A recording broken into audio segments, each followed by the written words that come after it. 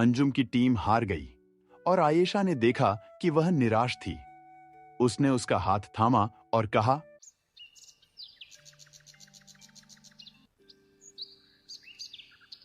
गांव में सुबह की हल्की धूप खेतों पर फैल रही थी। पक्षियों की चहचहाहट और हवा में मिट्टी की खुशबू दोनों बच्चों को अपनी ओर खींच रही थी। आयेशा अमीर परिवार की लड़की गांव के बड़े घर में रहती थी। उसके पास सुंदर कपड़े, खिलौने और बहुत सारे दोस्त थे, लेकिन वह अक्सर खुद को अकेला महसूस करती थी। वहीं पास के छोटे घर में अंजुम रहती थी। उसके परिवार के पास ज्यादा पैसे नहीं थे, लेकिन घर में प्यार और संघर्ष की भावना बहुत थी। अंजुम छोटी उम्र से ही समझदार, मेहनती और खुश मिजाज थी। एक दिन गांव के पास के खेतों में आयेशा खेल रही थी। तभी अंजुम भी वहां आई, हाथ में मिट्टी के खिलौने लेकर। आयेशा की आंखों में हल्की जिज्ञासा आई। नमस्ते, तुम कौन हो? मैं अंजुम हूँ, पास के ही घर में रहती हूँ। यहाँ खेलने के लिए आई थी। वह पहले कभी किसी गरीब लड़की से दोस्ती नहीं करती थी, लेकिन कुछ अजीब कारण से उसे अंजुम में सच्चाई और मासूमियत महसूस हुई। अगले दिन दोनों ने मिलकर गांव में छुपन छुपाई, पत्थर उछालना और छोटे छोटे दौड़ने के खेल खेलना शुरू किया। अंजुम ने आयेशा को गांव के छोटे छोटे सीक्रेट स्पॉट्स दिखाए। छोटे तालाब का किनारा जहां केवल वही दोनों खेल सकती थीं, पुराने पेड़ की छाया जहां बैठकर बातें की जा सकती थीं, खेतों की छोटी गलियां जहां हवा में उड़ती धूल और सूरज की रोशनी मजा बढ़ाती थी। धीरे धीरे दोनों में भरोसा और समझदारी बढ़ने लगी। आयेशा ने महसूस किया कि अंजुम के साथ वह अपने आप जैसी महसूस कर रही थी, बिना दिखावे के। आया गांव में रंगों का त्योहार था। आयेशा के घर में सबसे बड़ी होली की तैयारी थी, लेकिन उसने अंजुम को भी बुलाया। दोनों ने साथ में रंग खेला, गुलाल उड़ाया और गांव के बच्चों के साथ खेला। अंजुम ने पहली बार इतने सुंदर रंग और मिठाई देखी। उसकी आंखों में चमक। आयशा, ये सबसे सुंदर होली है जिसे मैंने अपने जीवन में देखा है। अंजुम, मैं खुश हूँ कि तुम मेरे साथ हो। थी। इस त्योहार ने उनकी दोस्ती की नींव मजबूत कर दी। आयेशा के स्कूल के दोस्त दिखावटी थे। वे सिर्फ स्टेटस और दिखावे के लिए उसके पास रहते थे, लेकिन अंजुम ने स्कूल में भी उसे सहयोग दिया।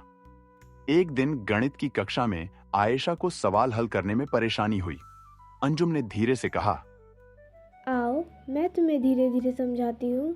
आयेशा को एहसास हुआ कि अंजुम ही उसकी सच्ची दोस्त थी और बाकी दोस्त केवल दिखावे के लिए थे। आयेशा और अंजुम ने अपने परिवार के रहस्य साझा किए। अंजुम ने अपने घर की आर्थिक परेशानियों के बारे में बताया। आयेशा ने अपनी अकेलापन और माँ पापा की उम्मीदों के बारे में बताया। दोनों ने महसूस किया कि सच्ची दोस्ती हर मुश्किल में साथ देती है। गांव में त्योहार, स्कूल की यात्राएं और खेतों में खेल उनकी दोस्ती को और मजबूत करते गए। एक दिन गांव में स्कूल का खेल प्रतियोगिता हुआ।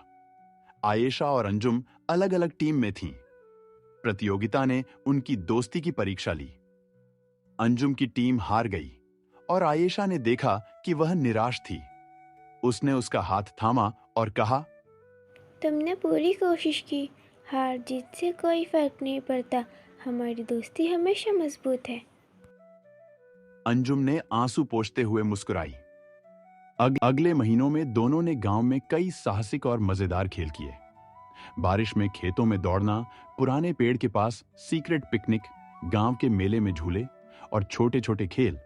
आयेशा ने धीरे धीरे अपने दिखावटी दोस्तों को पीछे छोड़ दिया और केवल अंजुम के साथ समय बिताया। एक दिन अंजुम गंभीर रूप से बीमार पड़ गई। उसका बुखार तेज था और डॉक्टर ने चेतावनी दी। आयेशा बहुत परेशान थी। वह हर रोज उसके पास बैठती, पानी देती, दवाइयां देती और प्रार्थना करती।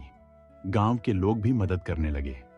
अंजुम ने कमजोर आवाज में कहा, आयशा, मुझे डर लग रहा है, लेकिन मैं खुश हूँ कि तुम्हारी दोस्ती मेरे साथ थी। आयेशा ने आंसू बहाते हुए कहा, अंजुम, मैं तुम्हें कभी नहीं छोड़ूंगी।